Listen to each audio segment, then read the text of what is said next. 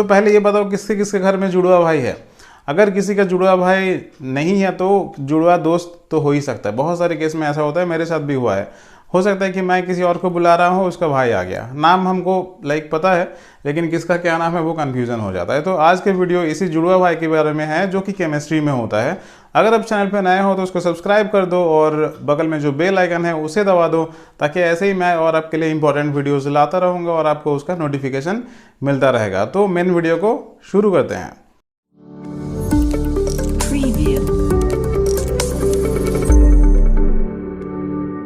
देखिए यहाँ पे सबसे पहले हम लोग जानेंगे आइसोटोप के बारे में, उसके बाद आइसोबार और आइसोटोन। लेकिन ये जानने से पहले थोड़ा सा एक और चीज़ मैं आपको बताना चाहता हूँ, वो ये है कि कोई भी एलिमेंट का जो हम लोग सिंबल लिखते हैं वो कैसे लिखते हैं। जैसे यहाँ पर मान लीजिए लिखा हुआ है कार्बन का, ठीक है, ये है आपका कार्बन का सिंबल लिखा हुआ है। इसमें नीचे 6 है जो कि एटॉमिक नंबर होता है, और जो ऊपर 12 लिखा हुआ है वो इसका मास नंबर है। जो नीचे लिखा होता है वो हमेशा एटॉमिक नंबर होता है, और एटॉमिक नंबर का मतलब होता है प्रोटॉन का नंबर। और प्रोटॉन और इलेक्ट्रॉन हमेशा सेम होता है, कोई भी एटम के अंदर जितना प्रोटॉन होता है उतना ही इलेक्ट्रॉन होता है। तो इसमें एटॉमिक नंबर 6 का मतलब क्या हुआ, प्रोटॉन भी 6 है और इलेक्ट्रॉन भी 6 है। और ऊपर में आपको दिख रहा है 12, तो ये जो 12 है ये मास नंबर होता है। मास नंबर मतलब क्या हो गया, प्रोटॉन और न्यूट्रॉन का टोटल नंबर। तो प्रोटॉन और न्यूट्रॉन का टोटल अगर 12 है और उसमें से प्रोटॉन हो गया 6, तो न्यूट्रॉन कितना हो गया, 12 से 6 माइनस कर देना है, यानी कि 6 हो गया। ये निकालना बहुत आसान है। किसी भी एलिमेंट का आप इस तरह से प्रोटॉन न्यूट्रॉन इलेक्ट्रॉन निकाल सकते हैं अगर उसका ये सिंबल दिया हुआ है, ठीक है। ये एक प्रोसेस हो गया। अब शुरू करते हैं हम लोग मेन टॉपिक। तो देखिए आइसो मतलब क्या होता है, आइसोटोप, आइसोबार, आइसोटोन, इन तीनों वर्ड में आइसो वर्ड है। आइसो मतलब होता है सेम, यानी कि सिमिलर। फिजिक्स केमिस्ट्री में आपको कहीं भी आइसो वर्ड दिखेगा तो उसका मतलब आपको समझना है कि वो सिमिलर है। तो किस चीज़ में सिमिलर है, देखने में सिमिलर है या फिर बिहेवियर में सिमिलर है। तो पहला जो हम लोग पढ़ेंगे वो आइसोटोप का है। और ये जो वीडियो है ये आपका स्ट्रक्चर ऑफ एटम चैप्टर का है जो पार्ट 6 होने वाला है। और इसका जो पिछला पार्ट है पार्ट 1 से पार्ट 5, उसका लिंक मैं इस वीडियो के डिस्क्रिप्शन में दे दूंगा, तो आप वहाँ से ज़रूर चेकआउट कर लीजिए ताकि पूरा चैप्टर के बारे में आपको क्लियर आइडिया हो जाए।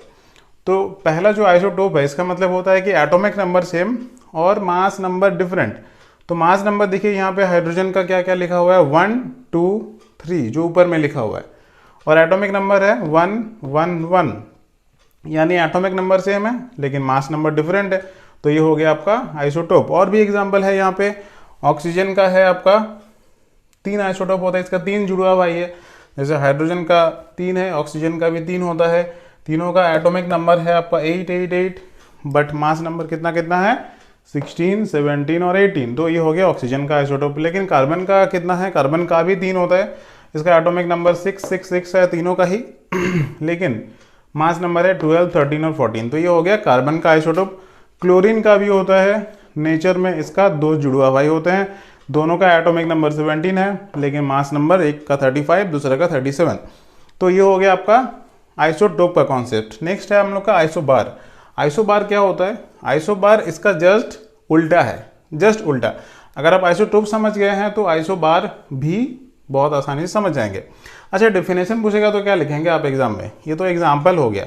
डेफिनेशन आप आराम से अपने से बना के लिख सकते हैं कि the atoms of the same element, क्योंकि आइसोटोप हमेशा सेम एटॉमिक नंबर होगा ना, तो सेम एलिमेंट का ही होगा। तो डेफिनेशन आपको ये लिखना है कि the atoms of the same element having same atomic number but different mass number are called isotopes. फिर आप ये एग्जांपल दे दीजिए एक ठो या दो ठो, ठीक है। तो अगर ये आइसोटोप का डेफिनेशन हो गया तो आइसोबार का डेफिनेशन जस्ट इसका ऑपोजिट होगा। हाँ, तो आइसोबार का डेफिनेशन जस्ट आइसोटोप का उल्टा होगा कि the atoms of different element, क्योंकि यहाँ पर जो है वो आपका सेम एलिमेंट होगा नहीं, बिकॉज यहाँ पर क्या हो जाएगा, एटॉमिक नंबर डिफरेंट हो जाएगा और मास नंबर सेम होगा। तो एटॉमिक नंबर डिफरेंट होने से अलग अलग हो जाएगा ना, क्योंकि आपका क्लास में रोल नंबर जैसा है ये एटॉमिक नंबर, जैसे आपका क्लास में रोल नंबर अलग होगा तो अलग स्टूडेंट होगा, तो उसी तरह से यहाँ पर भी एटॉमिक नंबर अलग होने का मतलब दूसरा एलिमेंट हो जाएगा। तो दूसरा एलिमेंट जो होगा उसका इलेक्ट्रॉन या प्रोटॉन का नंबर जो है वो अलग होगा, लेकिन मास नंबर अगर सेम हो जाता है, यानी कि प्रोटॉन और न्यूट्रॉन का टोटल नंबर अगर सेम हो जाता है तो उसको हम लोग बोलेंगे आइसोबार। तो एग्जाम्पल देखने से आपको ये समझ में आ जाएगा। एग्जाम्पल क्या है आइसोबार का, आइसोबार का एग्जाम्पल ये हुआ कि कैल्शियम एंड आर्गन का एक एग्जांपल है जो इस केस में बहुत कॉमन होता है। आर्गन का एटॉमिक नंबर 18 है और इसका मास नंबर 40 होता है, एंड कैल्शियम का भी मास नंबर जो है वो 40 होता है, बट एटॉमिक नंबर इसका कितना है, 20 है। तो देखिए यहाँ पे आर्गन और कैल्शियम दोनों का ही एटॉमिक नंबर जो है वो डिफरेंट है, लेकिन मास नंबर सेम है। यानी प्रोटॉन और न्यूट्रॉन का टोटल नंबर सेम है, लेकिन नंबर ऑफ प्रोटॉन्स डिफरेंट है। तो इसका डेफिनेशन आपको क्या बोलना है, क्योंकि ये डिफरेंट एलिमेंट हो जा रहा है, मैंने एक बार पहले ही भी कहा और एक बार बता देते हैं। The atoms of the different element having different atomic number but same mass number are called isobars. और फिर आप ये एग्जाम्पल दे सकते हैं। नेक्स्ट जो थर्ड है हम लोग का वो है आइसोटोन। आइसोटोन में क्या होगा, ये आपका मास नंबर और एटॉमिक नंबर जो है वो दोनों ही अलग होगा।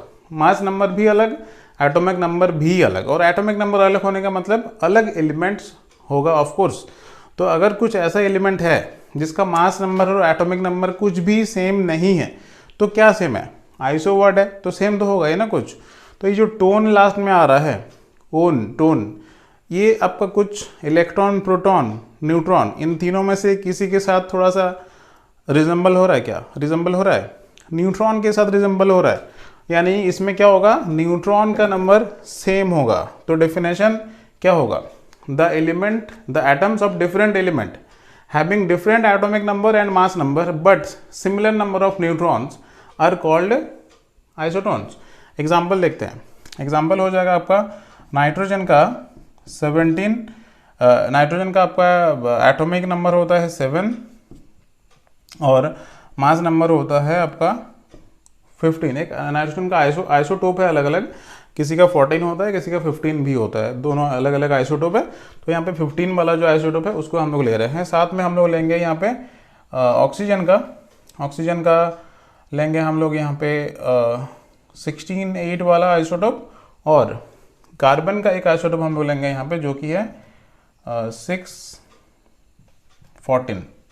14-6 वाला। तो यहाँ पे 3 मैंने एटम का सिंबल लिखा है। एक है आपका नाइट्रोजन 15-7 है, और ऑक्सीजन 16-8 है, और कार्बन 14-6 है। तीनों में अगर आप न्यूट्रॉन का नंबर निकालेंगे तो प्रोसेस मैंने पहले ही बताया, क्या करना है आपको, मास नंबर से एटॉमिक नंबर को माइनस कर देना है। ये आपका चुटकी का काम है।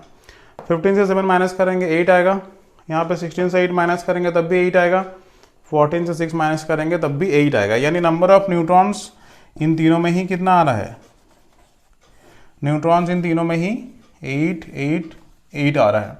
तो जब नंबर ऑफ न्यूट्रॉन सेम होगा तो उसको हम लोग बोलेंगे आइसोटोन, और इसका एग्जाम्पल आप ये लिख सकते हैं एग्जाम में। तो मुझे लगता है कि आइसोटोप, आइसोबार और आइसोटोन का कॉन्सेप्ट आपको पूरा क्लियर हो गया है। और इसके बारे में अगर कोई भी डाउट रहेगा तो आप कमेंट सेक्शन में ज़रूर बता सकते हैं, मैं आपको दोबारा से उसको रिप्लाई देने का कोशिश करूँगा। और मुझे लगता है आपको वीडियो अच्छा लगा होगा तो उसको लाइक कर दीजिए, और अपने दोस्तों और रिलेटिव्स में ज़्यादा से ज़्यादा उसको शेयर कर दीजिए। और अगर अभी तक चैनल को सब्सक्राइब नहीं किया तो उसको सब्सक्राइब कर लीजिए। मिलते हैं अगले वीडियो में। जय हिंद।